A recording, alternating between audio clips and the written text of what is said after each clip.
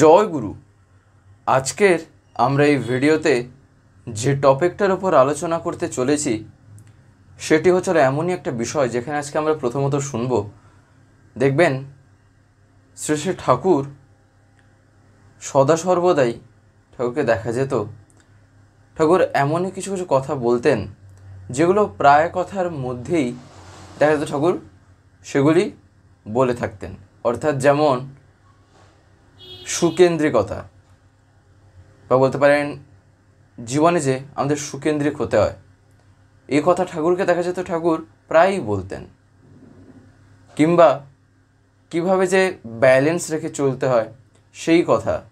তো এই রকমই যে কিছু কিছু কথা বলতেন, এগুলি বাস্তবে ঠাকুর কেন বলতেন, আমাদের জীবনে তার প্রয়োজনীয়তা কোথায়, আমাদের জীবনে তার প্রয়োজনটা কোথায়, যার ফলে ঠাকুর বলেছেন আজকে আমরা সেই সম্বন্ধেই কিছু কথা জানার চেষ্টা করব।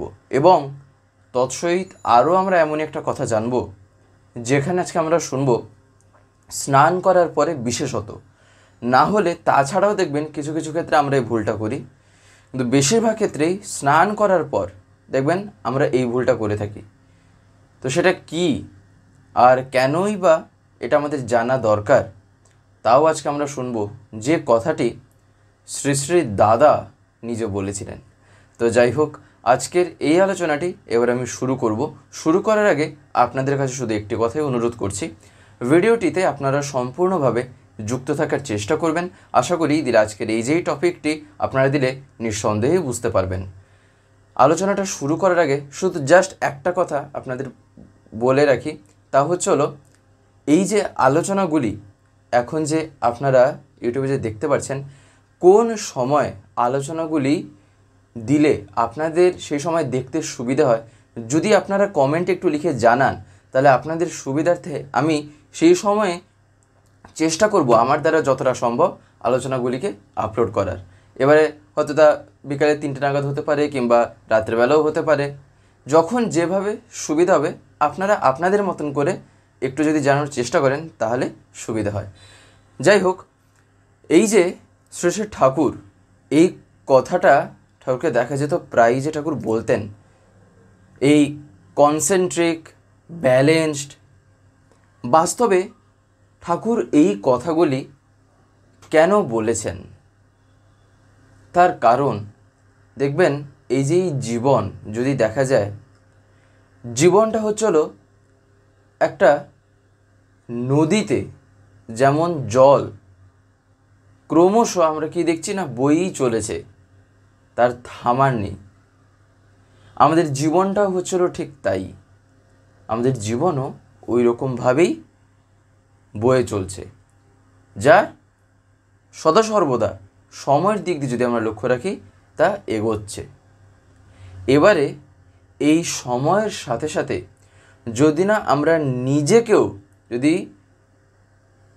উন্নতির পথে কিংবা নিজেকে যদি আরও জীবন বৃদ্ধির পথে যদি না যুক্ত করে তুলি, কিংবা সেই পথে যদি আমরা নিজেরা যদি না আসি, তাহলে আমি পিছিয়ে যাব। যেমন যে সময় যে জিনিসটা করা প্রয়োজন তখন আমি যদি তা না করি, তাহলে হয়তো পরবর্তীকালে আমার হয়তো কোনো সমস্যায় পড়তে হতে পারে, মেবি হতেই পারে। এবারে সেটা যে হলো, তাহলে তার কারণটা কি না, আমি যথোপযুক্ত সময় সেই কার্য সাধন আমি করিনি, তাই না? তো এই যে এই জিনিসগুলো থেকে বোঝা যায় যে জীবনটা বাস্তবে তাহলে কেমন। এবারে এই যে এই জীবনে যদি আমার কেউ কেন্দ্র যদি না থাকেন, তাহলে সেক্ষেত্রে কি হয়, সেক্ষেত্রে আমার জীবনটা বিচলিত সাংঘাতিকভাবে হবে। যেমন ওই যে নদীর জলে ধরেন যখন স্রোতটা আসছে, যখন প্রবল মাত্রায় হয় তখন খুবই লাফিয়ে ওঠে, তাই না? তো সেই যে লাফিয়ে ওঠার মতন যে একটা অবস্থা আমাদের জীবনেও কিন্তু কিছু কিছু ক্ষেত্রে এসে থাকে। তাই সেই সময় যদি আমি নিজেকে না নিয়ন্ত্রণে রাখতে পারি, নিজেকে না যদি আমি ব্যালেন্স করে যদি না রাখতে পারি, তাহলে আমি ওই স্রোতের ভেসে যাবার মতনই আমার জীবনটাও হয়ে যাবে। এবারে এইটা বাস্তবে কেউই চায় না, তার কারণ সবাই চায় আনন্দে থাকতে, সবাই চায় হাসতে, সবাই চায় বাকিদের মতন তারও জীবনটা একটা হাসি মুখে কাটুক, সেও এই প্রকৃতিকে উপভোগ করতে চায়। কিন্তু তার কর্মই, তার করাই তাকে কি করে না জীবনে জটিল থেকে জটিল পরিস্থিতির মধ্যে নিয়ে গিয়ে ফেলে দেয়। আর এর ফলে কি হয়, তখন সে দুঃখ পায়। আর সেই দুঃখ কি করে না, সেই দুঃখ থেকে বহু রকম দিক এবারে খুলে যায়, যেখানে জীবনটা ক্ষয়ের পথে হয়তো চলে যেতে পারে। যেমন এত দুঃখ পাচ্ছে, এত কষ্ট হচ্ছে যে সেখান থেকে সে অবসাদগ্রস্ত হয়ে গেল, ডিপ্রেশন যেটাকে আমরা একদম ইংরেজিতে বলে থাকি। কিংবা হয়তো এতটাই দুঃখ পাচ্ছে, কারোর সাথে আর মিশছে না, কারোর সাথে কথা বলছে না, একদম পুরো হয়তো দেখা যাবে কি না সদা সর্বদা একটা একাকী ভাব। হ্যাঁ, শ্রী শ্রী ঠাকুর বলতেন মাঝে মধ্যে সাধন ভোজনের জন্য সেই রকমটা একটু করতেই হয়, যেটা আমরা নর্মালি করে থাকি, এটার জন্য কোনো কসরত করতে হয় না। অর্থাৎ এই একাকী মানে যেমন সাধন ভোজনের ক্ষেত্রে পরিবেশটা একটু শান্ত থাকা প্রয়োজন, সেই সময় যেন আমি এত কারোর সাথে কথা না বলি, নাহলে আমি কনসেন্ট্রেশন করতে পারবো না। তো এই সব ক্ষেত্রে ঠাকুর বলেছেন কিছু কিছু ক্ষেত্রে একাকিতা করা ভালো। কিন্তু আমাকে বাঁচতে গেলে আর যে পরিবেশে আমি আছি সেই পরিবেশকে বাদ দিয়ে যদি আমি বাঁচতে চাই, তাহলে কিন্তু তা কখনো সম্ভব হবে না। তাই পরিবেশ এবার বাঁচতে গেলে আমার জীবনে মানুষ বলে যদি কোনো সম্পদ না থাকে, তাহলে বাঁচাটাই কঠিন হয়ে যাবে। তার কারণ ঠাকুর বলছেন মানুষ হলো জীবনে সবচাইতে বেশি আপন। আমি যদি ভাবছি যে আমার এটা হলে হয়ে যাবে, ওটা হলে হয়ে যাবে, তার মানে বুঝতে হবে আমি ওই পার্টিকুলার একটা দিক এখন হয়তো টান পড়েছে বলে আমি ওইটা চাইছি। তার মানে জীবনে যখন যেটা টান পড়ছে আমি তার দিকেই লক্ষ্য রাখছি। আমি এটা ভাবতে পারছি না যে দিকটা আমার আগে থেকেই স্টেবল আছে, আগে থেকেই আমার ভালো হয়তো আছে, আমি সেই দিকটাকে যে আরও কীভাবে ভালো করতে পারবো বা আরও সেই দিকটা কীভাবে আমি লক্ষ্য রেখে চেষ্টা করবো সেটাকে ধরে রাখার, সেদিকে আমার লক্ষ্য নেই।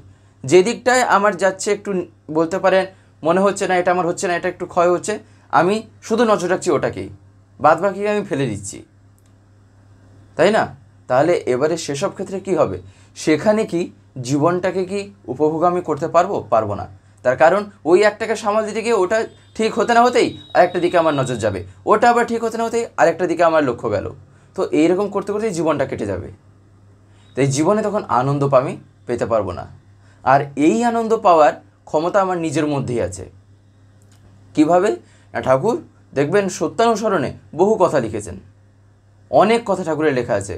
সব কিছু যখন আমি পড়ি, যখন আমি আলোচনাগুলো শুনছি, ভাবতে হয় তিনি আমায় বললেন, তাই আগে এটা আমায় করতে হবে। এই রকমভাবেই চলা দরকার।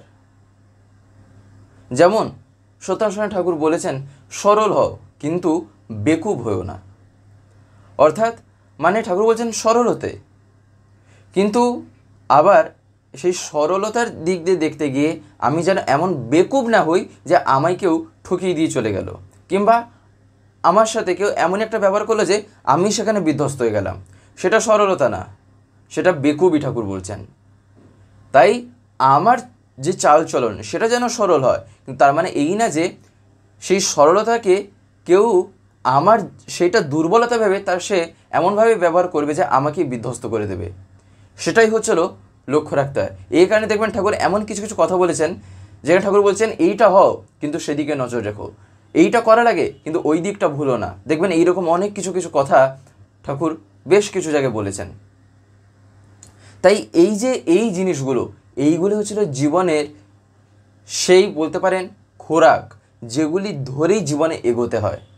আর এই জীবন কি না সম্পূর্ণ যদি দেখা যায় দাঁড়িয়ে আছে কিসের উপরে, দাঁড়িয়ে আছে ভালোবাসার উপরে। সম্পূর্ণ এই জীবনটাই দাঁড়িয়ে আছে ভালোবাসার উপরে। তার কারণ না হলে শ্রী শ্রী ঠাকুর কোনোদিনও এই ভালোবাসা বা প্রেমের উপরে এত জোর দিতেন না। দেখবেন শত অনুজ্ঞায় একটা জায়গায় লেখা আছে কি না, তোমারই সন্তান প্রেম ও পুষ্ট চিরচেতন। তো এই যে প্রেম ও পুষ্ট, তোমারই সন্তান প্রেম ও পুষ্ট, এটা আমরা বলি। তো এই প্রেম ও পুষ্ট তাহলে কেন বলি? পুষ্ট কথার মানে কি? পুষ্ট কথার মধ্যে পোষণ করার ব্যাপারটা আছে, পুষ্ট শব্দের মধ্যে পোষণ শব্দটা আছে, তাই না? অর্থাৎ এই জিনিসটা এই জিনিসটার মাধ্যমে পোষণ পেয়ে বড় হয়েছে, তাই না? এই ছেলেটা এই জিনিসের ভরণ পোষণের দ্বারা একে বড় করা হয়েছে। তো এই যে পোষণ, তার মানে কি না, কোনো একটা কিছুর মাধ্যমে এই অস্তিত্বটা টিকে আছে, এই জিনিসটা এখনও আছে। ঠিক একই রকমভাবে সেখানে যে আমরা বলছি তোমারই সন্তান প্রেম ও পুষ্ট, অর্থাৎ আমি যে তোমার সন্তান, কেমন না, আমি হচ্ছি প্রেমে আমি পুষ্ট, মানে আমার মধ্যে প্রেম পুরো ভরে ভরে আছে। অর্থাৎ যেই আমার সাথে মিশবে, যেই আমার সাথে আসছে, হয়তো কথা বলছে, বেশিরভাগ ক্ষেত্রেই দেখা যাচ্ছে যে সে সেই প্রেমের ইয়েতে আবদ্ধ হচ্ছে। এখানে আবদ্ধ হওয়া মানে আটকে দেওয়া না, অর্থাৎ সেই ভালোবাসায় সেও আপন হচ্ছে। তাই এই যে ভালোবাসা, তাই এই ভালোবাসা ঠাকুর বলছেন প্রত্যেকের মধ্যেই আছে। সবার মধ্যে তো সমানভাবে না থাকতে পারে, কিন্তু তার মধ্যে যতটুকু আছে সেইটাকে ধরেই এগিয়ে তুলতে হয়। তাই এই যে প্রেম ও পুষ্ট, তার মানে আমি সেই প্রেম দ্বারাই পুষ্ট হয়ে আছি, আর তাকে ধরে আমায় আরও নিজেকে সেই দিক দিয়ে আরও বৃদ্ধিপ্রাপ্ত হতে হবে। দেখবেন আমরা বলি না, সব কিছুতে উন্নতি করতে হয়। জীবনে উন্নতি না করলে কিভাবে টাকা পয়সা কামাবো, দেখবেন বলা হয়ে থাকে। বিশেষ করে যখন বয়সটা একটা এমনই জায়গায় যায়, দেখবেন কিছু কিছু ক্ষেত্রে বলা হয় না, যদি পড়াশোনা না করো, যদি উন্নতি না করো, তাহলে কিভাবে তুমি টাকা পয়সা রোজগার করবে। দেখবেন কিছু কিছু ক্ষেত্রে আমরা এসব শুনে থাকি পরিবেশে। তো এই যে এই কথা কি, উন্নতি কি শুধু জীবনে টাকা পয়সা করার জন্যই কি হয়? ওটা একটা অংশ, নাহলে উন্নতি তো বহু কিছুর জন্যই হয়। আমার জীবন চালানোর ক্ষেত্রে কি সেই জ্ঞানটা এই কাজে লাগবে না? আমি যে বিদ্যার্জনটা করলাম, বিদ্যার্জনের কারণটা কি শুধু সেই একটাই ছিল, ওই টাকা পয়সা রোজগার করা? তা তো না। বিদ্যার্জনের মাধ্যমে আমি এটাও শিখলাম যে জীবনটাকে কীভাবে চালাতে হয়, বহু কিছুর দিক আছে। আমরা এই যে আলোচনাগুলো শুনছি বা দেখছি, একটা জিনিস লক্ষ্য রাখা দরকার, আমরা কি প্রত্যেক দিন এই ভিডিওগুলো পাই এই স্বস্তিতীর্থ থেকে বা চ্যানেল থেকে? দেখবেন আপনারা হয়তো অনেকে এমন আছেন যারা ইউটিউব খোলার পরে এরকম স্ক্রল করেন, দিলে আপনারা দেখতে পান। কিন্তু আপনাদের যদি ডেলি তার কথা শুনতে হয়, প্রত্যেক দিন যদি শুনতে হয় পরমপিতার কথা বা বিভিন্ন ঘটনা বা দর্শনের উপর আলোচনা, তাহলে আপনাকে তো চ্যানেলটাকে সাবস্ক্রাইব করে রাখতে হবে, যেটা অনেকে আমি দেখতে পাই হয়তো করতে জানেন না। বিশেষ করে যারা একটু বয়স্ক আছেন বা যারা মানে এতটা এক্সপার্ট নন মোবাইলের ক্ষেত্রে, তাদের কাছে আমি বলছি, আপনারা যদি না পারেন তাহলে বাড়িতে যারা ছোটরা আছে তারা এইসবে একদম পুরো মাহির, এক্সপার্ট, হাতের খেলা তাদের কাছে, তাদেরকে বলবেন, তারা করে দেবে। বলবেন সাবস্ক্রাইব করে পাশের যে একটা বেল আইকন আসবে ওটা প্রেস করে অল করে রাখতে। দিলে কি হবে, আমি যে ভিডিওগুলো আপলোড করব, আপলোড করা মাত্রই আপনাদের মোবাইলে নোটিফিকেশন চলে যাবে। নেট যদি অন থাকে তাহলে নোটিফিকেশন চলে যাবে যে ভিডিও আপলোড হয়ে গেছে। তখন আপনারা সেখানেই ডাইরেক্ট প্রেস করে ইউটিউবে ঢুকে দেখতে পারবেন। তখন আপনাদের ইউটিউব খুলে আর খুঁজতে হবে না, তাই না? তাই আপনারা যাতে প্রতিদিন শুনতে পান, তাই আপনারা এটা অতি অবশ্যই করে রাখবেন। এই কারণেই এই যে বহু কিছু, এইগুলোকেই ঠাকুর বলছেন যে ব্যালেন্সড করে চলতে হয়। একদিন শ্রী শ্রী ঠাকুর একটা কথা প্রসঙ্গে একটা জায়গায় শ্রী ঠাকুর বলছেন যে মানুষ যত সময় ব্যালেন্সড না হয় তত সময় সোলের সন্ধান পায় না। অর্থাৎ ব্যালেন্সড মানে কি, সমতাপ্রাপ্ত। আর ঠাকুর কি বললেন না, এই সমতাপ্রাপ্ত যতক্ষণ না একটা মানুষ হচ্ছে, তত সময় সে আত্মার সন্ধান পায় না। নিজের যে সোল অর্থাৎ নিজের যে আত্মার সন্ধান না পেলে সেক্ষেত্রে কি হয়, মানুষ কোনো জিনিসের ভিতরেই ঠিক অনুপ্রবেশ করতে পারে না। নানা বিচ্ছিন্ন তথ্যকে তখন কি না একত্রিত করে একটা সঠিক সিদ্ধান্তে আসতে পারে না। আর ওই ব্যালেন্সড হতে গেলেই চাই কি কনসেন্ট্রিক হওয়া। আর কনসেন্ট্রিক হওয়া মানেই হচ্ছিল একে কেন্দ্রায়িত হওয়া। তাহলে দেখেন ঠাকুর ওই যে ব্যালেন্সড হওয়ার কথা, কনসেন্ট্রিক হওয়ার কথা, এইসব যে এত জায়গায় বলেছেন, দেখেন এই জায়গায় ঠাকুর কিভাবে সেই দুটো জিনিসকেও যে একসাথে তাকে যে মার্জ করে যে বললেন যে বাস্তবে এই সমতাপ্রাপ্ত অর্থাৎ এই ব্যালেন্সড হতে গেলে যে কি চাই, আমি যখন তাতে কেন্দ্রায়িত, অর্থাৎ আমার জীবনটা সম্পূর্ণ তাকে কেন্দ্র করে। এবারে এই তাতে যখন আমি কেন্দ্রায়িত হয়ে আমি যখন ঘুরছি, সেই ঘোরা এবারে কেমন হবে, আপনা থেকে ব্যালেন্সড হবে। কেন না, তার কারণ মানুষ যখন কনসেন্ট্রিক হয়, যখন একে কেন্দ্রায়িত হয়, তখন তার ভালোবাসার মানুষও কিন্তু বাস্তবে তার জীবনে কেন্দ্রে থাকেন। জীবনে কেউ এমন কাউকে তার কেন্দ্রে বসায় না, এমন কাউকে সে তার জীবনে অনুসরণ করতে চায় না যে তার ভালোবাসার মানুষ না। কেউই চায় না, সবাই চায় সে যাকে সবচাইতে বেশি ভালোবাসছে কিংবা যাকে সে জীবনে কেন্দ্র করেছে তাকে যেন সে সবচাইতে বেশি ভালোবাসে, তাই না? কিংবা যাকে সবচাইতে বেশি ভালোবাসে তাকেই সে জীবনে কেন্দ্র করবে, এটাই কিন্তু মানুষ চায়।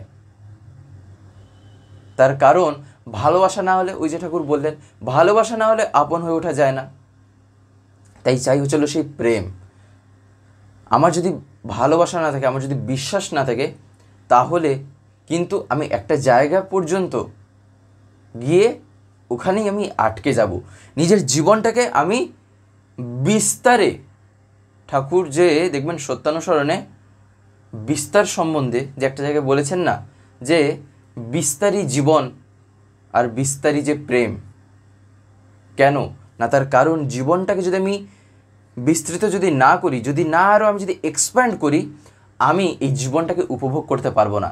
আমি যদি আমার জীবনের প্রত্যেকটা দিনই এই ঘরের চারটে দেওয়ালের মধ্যে নিজে যদি রাখি, যদি আমি একটু বাইরে না বেরোই, যদি একটু হাঁটাচলা না করি, একটু প্রকৃতিতে যদি আমি না বেরোই, তাহলে সেক্ষেত্রে কী হবে না, আমি আমার জীবনটা কিন্তু বিস্তৃত করতে পারলাম না। আমি ভাবছি এই চারটে দেওয়ালের মধ্যেই যে আমি বাড়িতে আছি, এটাই বুঝেছিল আমার জগৎ, এর বাইরে আর কোনো কিছু নেই। তখন আমি তাতে আবদ্ধ হয়ে গেলাম, যার ফলে কি হলো, আমার মধ্যে যে ভালোবাসা, যে প্রেম ছিল, এটাই চার দেওয়ালের মধ্যেই আটকে গেছে, তার বাইরে আর বেরোতে পারছে না। তাই চাই হচ্ছিল সেখান থেকে নিজেকে বের করা, যেটা প্রত্যেকেই চায়। কেউ চায় না যে সে এইরকম এই একটা রুমে একটা ঘরের মধ্যে সব সময় থাকুক। সবাই চায় একটু বাইরে একটু ঘুরি, একটু খেলাধুলো করি, যখন ছোটোবেলায় একটু যাই ক্রিকেট খেলে আসি, একটু ফুটবল খেলে আসি। এবারে হয়তো দেখা যাবে একটু সন্ধ্যাবেলা হলো একটু হাঁটতে বেরোলাম, সকালবেলা মর্নিং ওয়াক করছি, প্রকৃতিতে দারুণ লাগছে, দারুণভাবে আমি জীবনটাকে তখন উপভোগ করছি। তো এই যে এই জিনিস, এইটা হচ্ছিল আমি কি না বাকিদের যা দেখছি আমিও তাই করছি, আর আমি ভাবছি এটাই হচ্ছে জীবনকে উপভোগ করা। কিন্তু যতক্ষণ না জীবনটা কনসেন্ট্রিক হয়, ততক্ষণ পর্যন্ত কি না ব্যালেন্সড হয় না। আর এই ব্যালেন্সড ঠাকুর কি বলছেন, যখন হয়ে যায় তখন জীবন আপনি উপভোগ হয়। তখন আমাকে খুঁজতেই হবে না যে আমি ওটা করব সেটা করব, তখন আমি যেখানেই যাব আমি সেখানেই আমার আনন্দ হবে। তার কারণ আনন্দই হচ্ছিল আমার তখন সঙ্গী, আনন্দ আমার সাথে সাথেই ঘুরছে। তার কারণ যিনি আনন্দময়, অর্থাৎ যার মধ্যে আনন্দ ভরে ভরে আছে, তিনি আমার জীবনে আছেন। তাহলে সেক্ষেত্রে আমার চিন্তা কিসের, তাই না? তাই লক্ষ্য রাখতে হবে হচ্ছিল আমাকে, যে আমি কতটা তাতে যুক্ত আছি। এইটা কখনো ভাবতে নেই যে তিনি আমার সাথে আছেন তো, কিন্তু দেখবেন এই জিনিসটাই বেশিরভাগ হয়। একদিন পরম পূজ্যপাদ শ্রী শ্রী আচার্যদেব একটা জায়গায় বলছেন, আমরা যে ভুলটা করে থাকি তা হলো আমরা সদা সর্বদা তাকে বলি, ঠাকুর তুমি আমার সাথে আছো তো, দয়াল তুমি আমার সাথে আছো তো। এইটা ছিল একটা এমনই ভুল, তার মানে মনে হচ্ছে যেন একটা সন্দেহ আছে। বাস্তবে তিনি আমার সাথে যতটা আছেন, তিনি আমায় যতটা ভালোবাসেন, আমি তার ধারে কাছেও এখনও পৌঁছাইনি। তার আমার প্রতি এতটাই ভালোবাসা, তাই সেদিকে লক্ষ্য রেখে আমার জীবনে কী উন্নতি হবে, আমার জীবনে কী লাভ, আমি যতক্ষণ না তাকে ভালোবাসছি। ঠাকুর একটা বাণীতে একটা যে ঠাকুর বলছেন না যে তিনি তো আমায় অনেকটাই ভালোবাসছেন, যে ভালোবাসার ধারে কাছে আমি নেই। দেখবেন একটা বাণীতে ঠাকুর একটা ছড়ার আকারে যে কথাটা বুঝিয়েছেন তা হলো তিনি আমায় ভালোবাসছেন, তাতে আমার কোনো কিছু যায় আসে না, কিন্তু আমি যতক্ষণ না তাকে ভালোবাসছি ততক্ষণ পর্যন্ত কি না, ঠাকুর এই বাণীতে লাস্টে কি বলছেন না, ছাইয়ে ডালা ঘি। তাই আমি যেন ওই এতে না পড়ি, আমি যেন তাকে ভালোবাসি। আমার আগে লক্ষ্য থাকবে আমি কতটা তাকে ভালোবাসছি। আমি যখন তার চরণে, এই কথাটা সদা সর্বদা যেন আমরা মাথায় রাখি, আমি যখন তার চরণে, এইটা কিন্তু অতি নিশ্চিত তিনি আমার জীবনে। আমি যখন তার চরণে, তিনি আমার জীবনে। আর তিনি যে আমার জীবনে আমার তার চরণে পড়ার পরেই এসছেন তা কিন্তু মোটেই না, তিনি আমার জীবনে আগে থেকেই আছেন, কিন্তু সেই ভাবটা উদয় হলো, সেই অনুভবটা আমি তখনই করতে পারলাম। সেই জিনিসটা কখন না, যখন আমি তাতে নিজেকে কমপ্লিটলি সারেন্ডার করলাম। এই কারণেই আচার্যদেব একদিন বলছেন যে আমি যতক্ষণ না তাতে কমপ্লিটলি সারেন্ডার হচ্ছি ততক্ষণ পর্যন্ত কিন্তু আমি বুঝতে পারবো না যে আমার ঠাকুর ধরে জীবনে কি হয়েছে। তাই চাই পূর্ণ বিশ্বাস থাকা চাই তার প্রতি।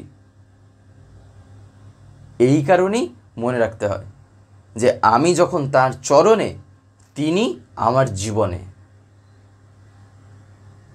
তাকে এতটাই যেন আমি ভালোবাসি।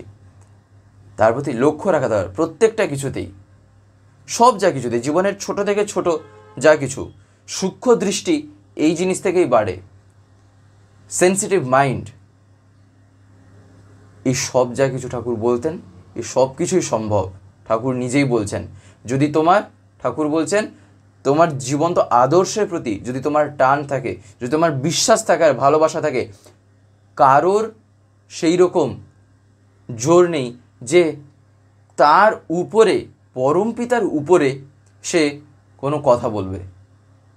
তার কারণ সে নিজেও পরম পিতার ভালোবাসায় সে জড়িত হয়েছে। প্রত্যেকটা যা কিছুই হয়তো সে অনুভব করতে পারছে না, কিন্তু পরম পিতা তা জানেন, তাই না? এই যেমন যখন আমরা দেখবেন স্নানের পর আমরা বেশিরভাগ ক্ষেত্রে কি করি, দেখবেন কিছু কিছু ক্ষেত্রে দেখা যায় যেটা দৈনন্দিন জীবনে ঘটে থাকে, আমি ওই জিনিসটাই আপনাদের বলার চেষ্টা করছি। তা হচ্ছিল দেখবেন হয় টাওয়েল কিংবা গামছা, একদম সহজ শব্দে বলছি, তার কারণ কথাটা বোধগম্য যেন হয়, এই কারণেই এত সহজ ভাষায় বলার চেষ্টা করছি। তার এই যে বাথরুম থেকে যখন চান করে বেরোচ্ছি, তখন কি না হয়তো দেখা যাবে একটা টাওয়েল কিংবা একটা গামছা পরে বেরোলাম, আর সেটা হয়ে আমি ঠাকুরকে এবারে প্রণাম করছি, চান করে বেরিয়েছি, জানি প্রণাম করতে হয়। এবারে এই যে প্রণাম করা, একদিন পরম পূজ্যপাদ শ্রী শ্রী দাদা, অর্থাৎ পরম পূজ্যপাদ শ্রী শ্রী আচার্যদেবের বাবা, একদিন শ্রী শ্রী দাদা একটা জায়গায় বলছেন, একজনকে তিনি বলছেন যে আমি জীবনে কোনো দিনও শ্রী শ্রী ঠাকুরের সামনে প্রণাম করার দূরের থাক, শ্রী শ্রী ঠাকুরের সামনে, এমনকি বাবার সামনে, অর্থাৎ শ্রী শ্রী বরদা, আমি কখনোই কোনো দিনও গামছা পরে সেরকমভাবে যাইনি। অর্থাৎ এখান থেকে যেটা শেখার জিনিস তা হলো তার মানে ওই গামছা পরে কিংবা ওই টাওয়েল পরে যেন আমি গিয়ে না প্রণাম করি কিংবা তার সামনে দিয়ে হাঁটা চলা করি, লক্ষ্য রাখতে হবে। সেরকমভাবে দরকার পড়লে আমি ব্যবস্থা করব, তাই না? শশী দাদা একদিন এই প্রসঙ্গে বলছিলেন, এই কারণে এটা জানা আমাদের প্রয়োজন যে আমি তার সামনে কোনোদিনও সেরকমভাবে গামছা পরে ওই এদিক ওদিক ঘুরিনি। হয়তো এমনি বাকিদের সাথে কথা বলেছি, কিন্তু তার সামনে আমি কখনোই সেই রকম আচরণ করিনি। এইটা তাহলে দেখেন আমাদের জীবনেও যেটা কিভাবে জেনে যে অ্যাপ্লাই করা দরকার। সব যা কিছু এই কারণে ঠাকুর বলতেন যে চরিত্রগত করাই হলো তোমায় দেখাবে যে তুমি কতটা তাকে নিজের জীবনে ফুটিয়ে তুলেছ। চরিত্রগত যখনই হচ্ছে তখনই বুঝতে হবে ঠাকুরও তো সেখানেই যাচ্ছে। আমাদের একটা নতুন চ্যানেল খোলা হয়েছে যার নাম হচ্ছিল স্বস্তি পিওর ভেজ। অনেকেই অবগত আছেন বা অনেকে হয়তো জানেন না, যারা যারা নতুন নতুন দেখছেন তাই জন্য আমি বলছি। সেখানে সম্পূর্ণ নিরামিষ খাদ্যাদি আপলোড করা হয়। এই ইউটিউবে চ্যানেল আছে, দেখবেন স্বস্তি পিওর ভেজ। এমনকি ডেসক্রিপশনে আমি তার লিঙ্কও দিয়ে রেখেছি সেই চ্যানেলে। আপনারা অতি অবশ্যই এই চ্যানেলটিকে একবার দেখবেন, আশা করি আপনাদের দারুণ লাগবে। তার কারণ সম্পূর্ণ ঘরোয়াভাবে রান্নাগুলো পোস্ট করা আছে, তাও আবার নিরামিষের উপর, এমনকি পেঁয়াজ রসুন ছাড়া, অর্থাৎ no onion no garlic, pure veg. আপনাদের ভালো লাগবে, তাই আপনারা অতি অবশ্যই গিয়ে দেখবেন। এবং যদি ভালো লাগে তাহলে চ্যানেলটিকে অতি অবশ্যই সাবস্ক্রাইব করে পাশে বেল আইকন প্রেস করে অল করে রাখবে। তো যাই হোক, আজকের এই ভিডিওটা এবার আমি এখানেই শেষ করব। শেষ করার আগে আপনাদের কাছে একটি কথাই বলবো, যদি আজকের এই ভিডিওটা আপনাদের ভালো লেগে থাকে তাহলে একটি লাইক করে দেবেন, সবার ভিতরে শেয়ার করে দেবেন, কেমন লাগলো নিচে একটি কমেন্টে লিখে জানাবেন। আর যদি চ্যানেলটিকে এখনো সাবস্ক্রাইব করে না থাকেন তাহলে অতি অবশ্যই চ্যানেলটিকে সাবস্ক্রাইব করে পাশে বেল আইকন প্রেস করে অল করে রাখতে একেবারেই ভুলবেন না, আরও এরকম বিভিন্ন নতুন এবং ইন্টারেস্টিং ভিডিও সবার আগে পাওয়ার জন্য। জয় গুরু, বন্দে পুরুষোত্তম।